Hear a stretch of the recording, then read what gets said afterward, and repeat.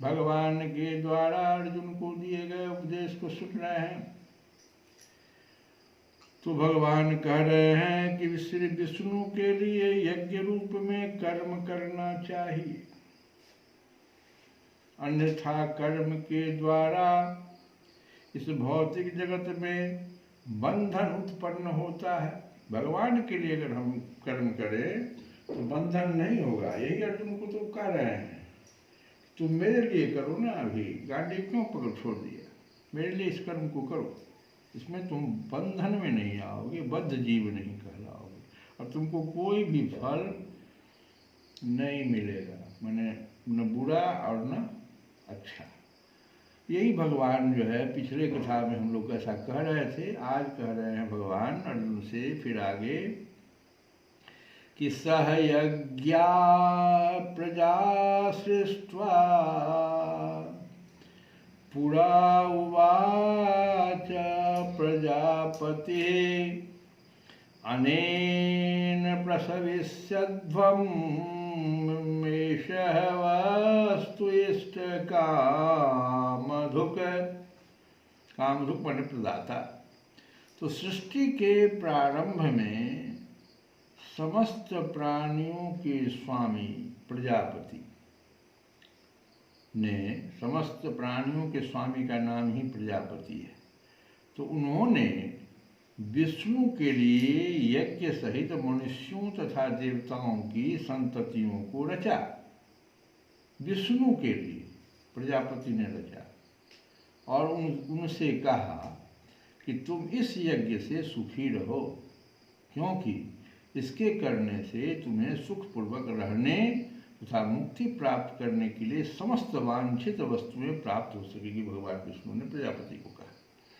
तो प्राणियों के स्वामी विष्णु द्वारा भौतिक सृष्टि की रचना बद्ध जीवों के लिए भगवत धाम वापस जाने का सुअवसर है।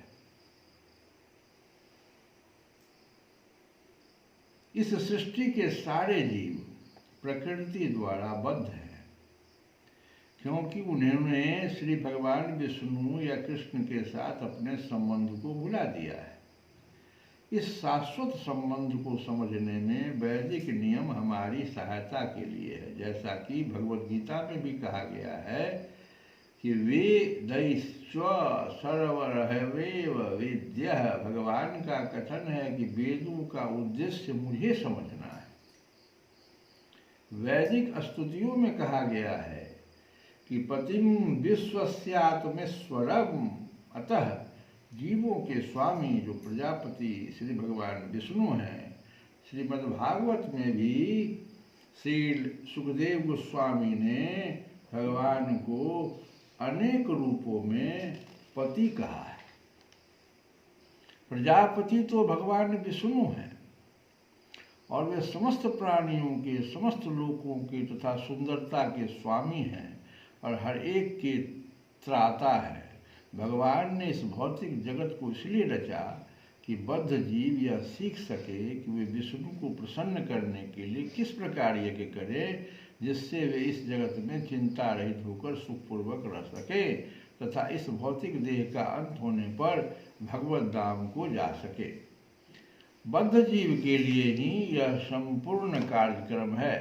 यज्ञ करने से बद्ध जीव क्रमशः कृष्ण भावना भावित होते हैं और सभी प्रकार से देवतुल्य बनते हैं। कलयुग में वैदिक शास्त्रों ने संकीर्तन यज्ञ, अब सभी युगों में अलग अलग प्रकार से यज्ञ करके भगवान विष्णु को प्रसन्न किया जाता है, लेकिन कलयुग में केवल नामधारा। तो कलयुग में वैदिक शास्त्रों ने संकीर्तन यज्ञ की संस्तुति की है और उसमें भगवान के नामों का कीर्तन का विधान किया गया है।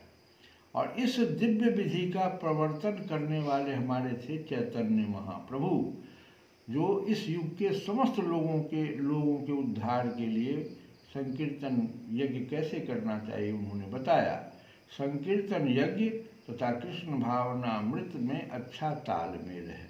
श्रीमद्भागवत में संकीर्तन यज्ञ के विशेष प्रसंग में भगवान कृष्ण का अपने भक्त रूप चैतन्य महाप्रभु जो भक्त रूप में थे, उन्हें इस प्रकार से उनका हल्का सा उल्लेख किया कि ये आएगा तो संकीर्तन यज्ञ बताएगा। कहे कृष्ण वर्णम त्विषा कृष्णम शांगोपांगास्त्र पार्षदम यज्ञ ही संकीर्तन प्रायजंती ही सुमेधस। इसका मतलब है इस कलयुग में जो लोग पर्याप्त बुद्धिमान हैं वे भगवान की उनके पार्षदों सहित संकीर्तन यज्ञ द्वारा पूजा करेंगे।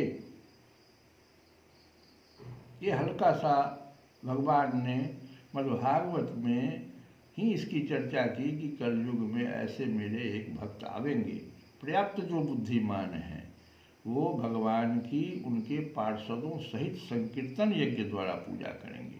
वेदों में भी वर्णित अन्य यज्ञों को इस कलिकाल में कर पाना सहज नहीं, किंतु संकीर्तन यज्ञ सुगम है और सभी दृष्टि से अलौकिक है, जैसा कि भगवद गीता में भी कहा गया है।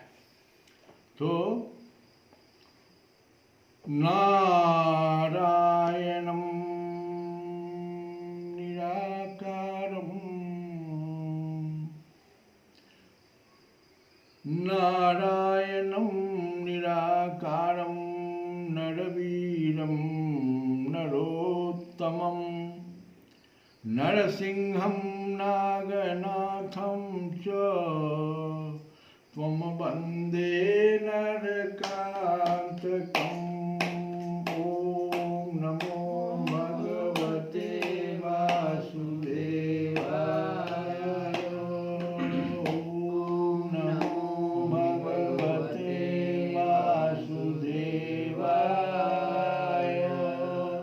ॐ नमो भगवते वासुदेवाय। गोविन्दं गोकुलानन्दं